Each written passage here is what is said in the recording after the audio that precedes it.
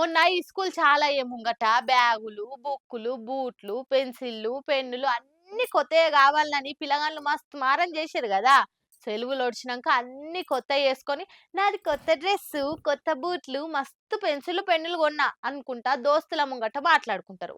కానీ పోరలంతా గీ వీడియో జూస్తే నాకు గవన్నీ ఏమొద్దే, కావాలంటే అన్ని పాతయే యేసుకుంటాం గానీ గిదొక్కటి ఇప్పియుర్రి అని అడుగుతారు గావచ్చు. మళ్ళ గదేందో చూడుర్రి.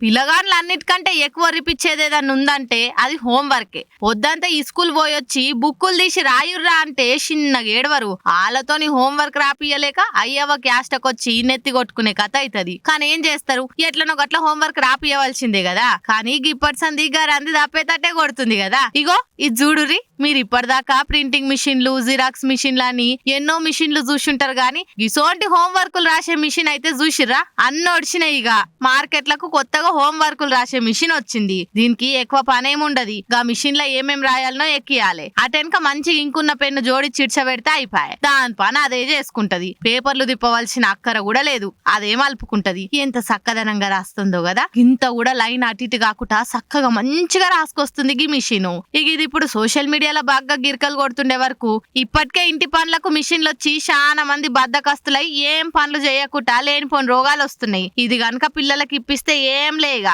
పిల్లల మెదడు కూడా మొద్దువారి మొత్తానికే చదవకుండా అవుతారు. గిసోంటి ఏమన్నా ఆఫీసుల పనికి వస్తాయి గాని చదువుకునే పోరలకు దీంతో నష్టం తప్పితే జర్రంతా కూడా లాభం లేదని మాట్లాడుకుంటుర్రు ఇక.